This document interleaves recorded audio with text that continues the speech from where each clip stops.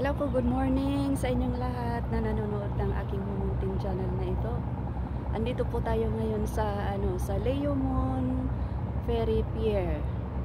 Hindi po tayo umakyat ng bundok kasi napagod ako nung Tuesday na umakyat kami sa Mount Parker.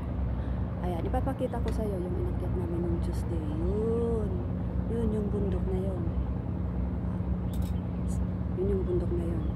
Inakyat namin nung Tuesday. Kaya lang umulan, kaya wala kaming masyadong nakuhang magagandang views. But anyway, upload ko mamaya yung nakuha naming iilan na hindi natakpan ng fog kasi foggy nung pumunta kami. Sayang nga. Kaya habang nagpapahinga, dito muna tayo sa sa gilid-gilid. Yan. Ay, oo nga pala. Ipapakita ko sa inyo yung inaakyat kong bundok once a week. Papakita ko sa inyo ha. Yan, yung mataas na, medyo mataas na bundok na yan. Inaakyat ko yan every Thursday, Wednesday, ganun. Pero dahil nga umakyat kami sa Mount Parker, tinamad na akong umakyat ngayon. Supposed to be ngayon. So dito lang tayo.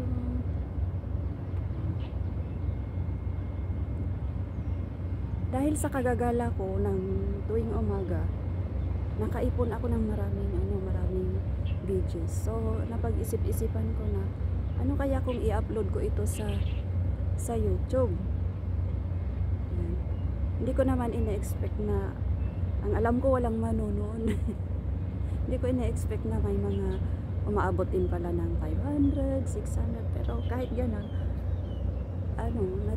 natutuwa ako na i-share sa inyo ang mga pinupuntahan ko tuwing umaga at tuwing nakakalabas ako ng whole day.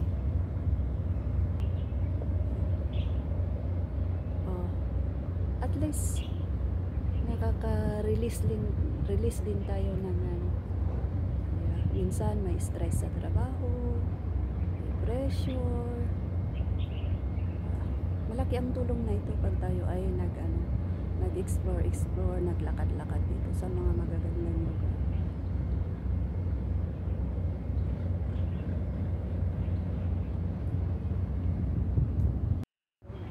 Naupo muna ako. Relax lang.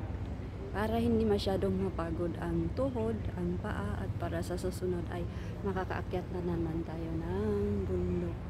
Kasi kailangan ding i-balance, huwag masyadong magpapagod para laging malakas. Oo nga pala, pasensya na kayo mga viewers, mga kaibigan, kasi actually I'm not good in public speaking. Kung saan lang ako tumatayo at nagsasalita ay doon lang sa church class namin. Pag nagtuturo ako ng Bible study sa mga bata, sa mga ladies. Doon lang ako, hanggang doon lang ako. Hindi ako masyadong marunong sa public speaking, kaya ito medyo sinusubukan kong kahit lang pala camera ay may may parang nahiya, para ka rin palang nagsasalita kasi ina-imagine mo yung mga maraming manonood sa iyo, ganito pala ang pakiramdam. Anyway, kahit susubukan kong mag-upload kahit mga shorts lang or mga aabot ng 10 minutes, 5 minutes. Kasi marami din sa mga viewers ko ang nag-request na dapat daw magsalita din ako. Kaya sabi ko, sige, pagbibigyan ko para sa enjoyment ng mga manonood. So ito, pasensya na kayo, at sa edad kong ito medyo hindi na maganda-ganda ang view na makikita nyo sa akin. Pero thank you sa inyong lahat na nanonood ng aking munting vlog na ito. So ngayon, ipapakita ko lang ulit sa inyo yung views, and then tayo ay uuwi na siguro kasi mamaya magtatrabaho na ako. So ito,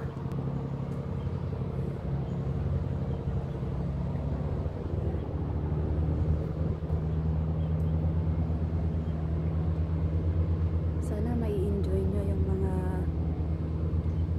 pinapakita kong mga views. Dito lang naman sa Hong Kong kasi dito lang naman ako. Wala nang iba. Actually maliit lang itong Hong Kong. Punong-puno lang ng magagandang views.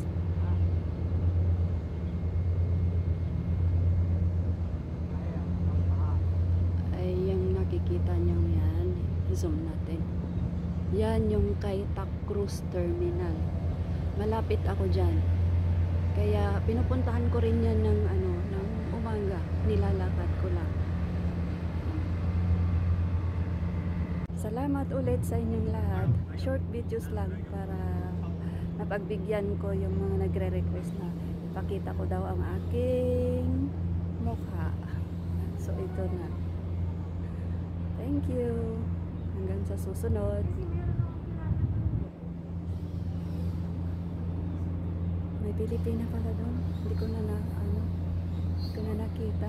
Narinig ko yung salita niya. So thank you. Sa susunod, promise mag-upload ako ng mas mahaba. Thank you.